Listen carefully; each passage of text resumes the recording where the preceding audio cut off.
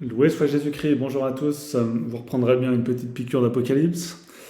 Nous sommes arrivés au chapitre 18. Donc nous continuons notre lecture suivie avec mes petits commentaires éventuels. Pour le chapitre 18, il y en aura peu, c'est relativement simple. On nous décrit la défaite de Babylone, la victoire de Dieu sur Babylone qui l'a réduit en miettes, entre guillemets, et puis on nous dit, bah, tout, voilà, elle avait mis ses appuis dans un certain nombre de choses, ces choses-là, bah, ça marche plus, elle peut plus vendre ses produits, etc. Nous pouvons très bien voir l'image de nos sociétés, évidemment, qui aussi mettent leur espérance dans le commerce, dans les choses matérielles, et qui finalement n'y trouvent pas le bonheur et peuvent être réduites à peu de choses en peu de temps. Hein, vous voyez comment ce fameux virus a réussi à nous mettre sous ses pieds. Ça pourrait être largement pire avec un autre virus bien plus virulent ou quoi que ce soit. C'est vite fait. Donc la Providence peut changer les choses assez rapidement si elle le veut. Donc chapitre 18, je lis. Après cela, je vis descendre du ciel un autre ange qui avait une grande puissance, et la terre fut illuminée de sa gloire. Il cria d'une voix forte en disant: elle est tombée, Babylone la grande, elle est devenue une habitation de démons, un séjour de tout esprit impur, un repère de tout oiseau immonde et odieux, parce que toutes les nations ont bu du vin de la fureur de son impudicité, que les rois de la terre se sont souillés avec elle, et que les marchands de la terre se sont enrichis par l'excès de son luxe. Et j'entendis du ciel une autre voix qui disait: sortez du milieu d'elle, ô mon peuple, afin de ne point participer à ses péchés, de n'avoir point part à ses calamités. Car ses péchés se sont accumulés jusqu'au ciel et Dieu s'est souvenu de ses iniquités. Ah, donc nous devons faire attention, nous aussi, évidemment, chrétiens, à garder nos distances avec un monde corrompu. Hein, c'est un peu la difficulté du chrétien, c'est d'être à la fois dans le monde et de ne pas être du monde. Nous ne sommes pas une secte, nous ne vivons pas à l'extérieur du monde, nous ne refusons pas les contacts avec lui, mais il faut garder conscience que tout n'est pas clair, tout n'est pas juste et nous ne devons pas nous compromettre. Nous ne devons pas accepter de collaborer au mal, de nous-mêmes pécher par lâcheté ou compromission.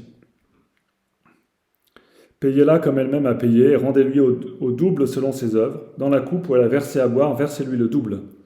Autant elle s'est glorifiée et plongée dans le luxe, autant donnez-lui de tourments et de deuil. Parce qu'elle dit dans son cœur: je trône en reine, je ne suis point veuve et ne connaîtrai point le deuil.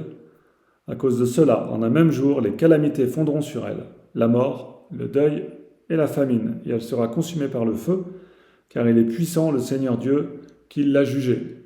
Ah, donc l'orgueil, c'est le meilleur moyen de se faire écraser rapidement. Les rois de la terre qui se sont livrés avec elle à l'impudicité et au luxe pleureront et se lamenteront sur son sort quand ils verront la fumée de son embrasement. Se tenant à distance, par crainte de ses tourments, ils diront: malheur, malheur, ô grande ville Babylone, ô puissante cité, en une heure est venu ton jugement. Et les marchands de la terre pleurent et sont dans le deuil à son sujet, parce que personne n'achète plus leur cargaison d'or, d'argent, de pierres précieuses, de perles, de lin fin, de pourpre, de soie et d'écarlate, et le bois de senteur de toute espèce, et toutes sortes d'objets d'ivoire, et toutes sortes d'objets de bois très précieux, d'airain, de fer et de marbre, et la cannelle, les parfums, la myrrhe, l'encens, le vin, l'huile, la fleur de farine, le blé, les bestiaux, les brebis et des chevaux et des chars, et des corps et des âmes d'hommes. C'est frappant cette expression, des corps et des âmes d'hommes. On pense à l'esclavage, aux esclaves, et l'âme désigne souvent la vie, donc ce sont des hommes qu'on peut tuer. Et puis tout ce catalogue de produits du commerce essentiellement, je pense, hein, notamment des produits qu'on amène de l'étranger jusqu'en Terre Sainte, est intéressant. Mais tout cela est vanité finalement, ce sont des choses précieuses aux yeux des hommes, mais tout cela n'est que vanité. Les fruits dont tu faisais tes délices s'en sont allés loin de toi, toutes les choses délicates et magnifiques sont perdues pour toi, et tu ne les retrouveras plus. Les marchands de ces produits qui se sont enrichis avec elle se tiendront à distance par crainte de ses tourments. Ils pleureront et se désoleront en disant: malheur, malheur aux grandes villes qui étaient vêtues de fin lin et de pourpre et d'écarlate, et qui étaient richement parées d'or, de pierres précieuses et de perles, en une heure ont été dévastées tant de richesses. Donc on retrouve un peu un refrain de ce qui a été dit avant. Et là on voit que certains pleuraient sur la ville, là pleurent sur la ville aussi, mais ils ne se mouillent pas avec elle, quoi. Ils prennent leur distance. et tous les pilotes, et tous ceux qui naviguent vers la ville, les matelots et tous ceux qui exploitent la mer se tenaient à distance, et ils s'écriaient en voyant la fumée de son embrasement. Que pouvait-on comparer à cette grande ville? Et ils jetaient de la poussière sur la tête, et ils criaient en pleurant et en pleurant. Malheur, malheur, la grande ville dont l'opulence a enrichi tous ceux qui avaient des vaisseaux sur la mer. En 1 heure, elle a été réduite en désert. Donc évidemment, Babylone, c'est toujours à la fois Rome et le symbole du mal, hein, de la puissance du mal et la puissante persécutrice des chrétiens.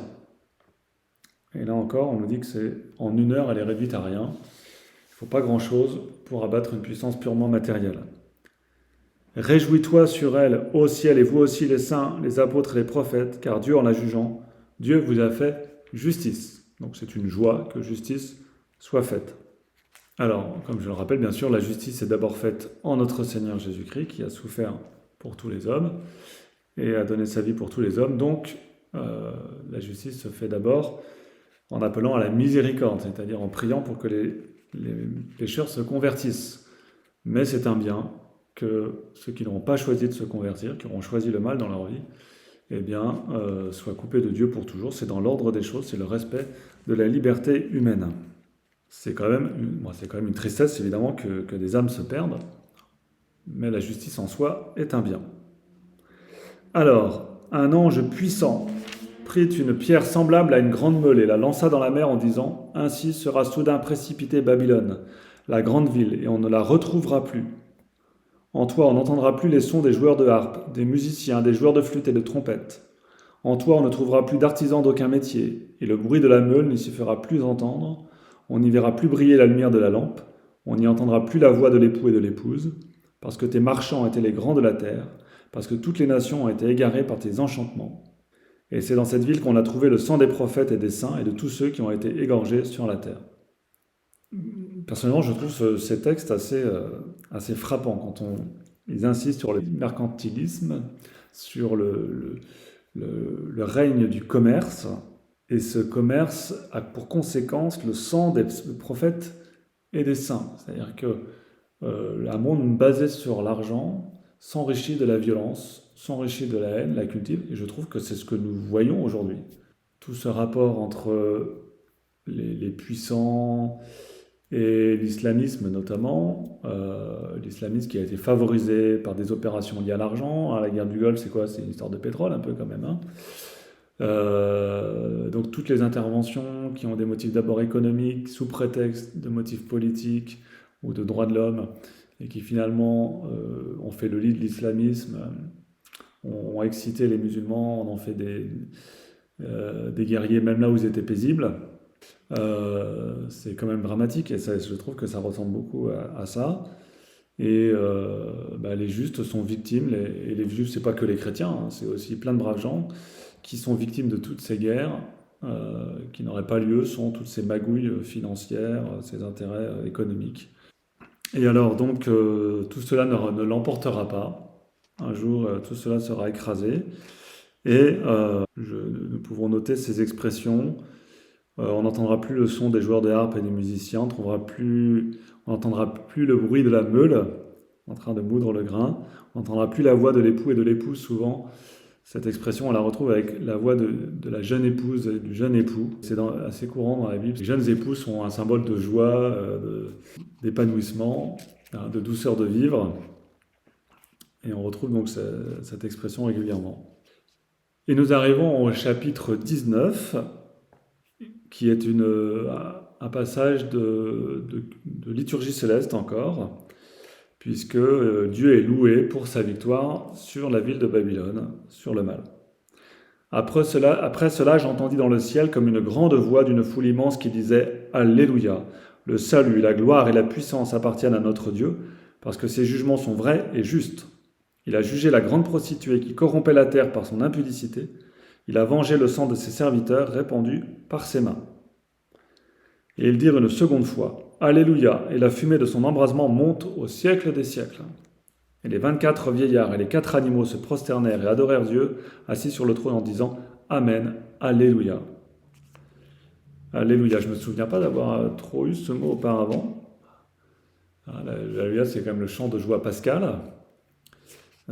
qui va bien, là, après cette expression de la victoire définitive sur le mal. Et il sortit du trône une voix qui disait « Louez notre Dieu, vous tous ses serviteurs, et vous qui le craignez, petits et grands. » Et j'entendis comme la voix d'une foule immense, comme le bruit des grandes eaux, comme le fracas des puissants tonnerres, disant « Alléluia, car il règne le Seigneur notre Dieu, le Tout-Puissant. Réjouissons-nous, tressaillons d'allégresse et rendons-lui gloire, car les noces de l'agneau sont venues, et son épouse s'est préparée, et il lui a été donné de se vêtir de lin fin, éclatant et pur. Ce fin lin, ce sont les vertus des saints. » Donc là, nous sommes vraiment dans la joie. On n'a pas eu beaucoup ça jusqu'à présent. On a eu des expressions de joie, mais réjouissez-vous, tressaillez d'allégresse, rendez-lui gloire. Là, ça progresse, ça progresse. Et l'ange me dit, écris heureux ceux qui sont invités au festin des noces de l'agneau.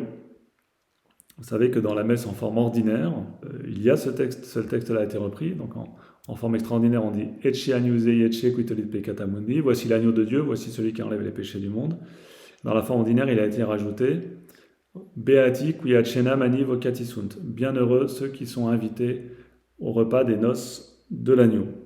Et en français, ça a été traduit Heureux les invités au repas du Seigneur. Ce qui est quand même un peu dommage puisque c'est une expression tirée de la Sainte Écriture. Et il ajouta Ces paroles sont les véritables paroles de Dieu. Je tombai alors à ses pieds pour l'adorer, mais il me dit Garde-toi de le faire, je ne suis ton compagnon de service et celui de tes frères qui gardent le témoignage de Jésus. Adore Dieu, car le témoignage de Jésus est l'esprit de la prophétie. Donc il y a l'ange qui est là, ne se laisse pas adorer. Et il dit, je suis ton compagnon de service et celui de tes frères. Donc cet ange, les anges sont nos amis, sont nos frères, et ils sont nos compagnons de service. Ils servent Dieu avec nous. C'est quand même super, non ? D'avoir tous ces compagnons de service avec nous. Allez, sur ces bonnes paroles, je vous souhaite une bonne fin de dimanche, que Dieu vous garde, et je vous souhaite d'avoir des occasions d'aller à la messe maintenant que c'est plus facile, maintenant qu'il est possible de dire des messes privées, puisqu'on a le droit de faire des réunions privées, et dans ces réunions, on peut dire la messe. Voilà. Donc je vous souhaite de pouvoir y accéder. Que Dieu vous garde.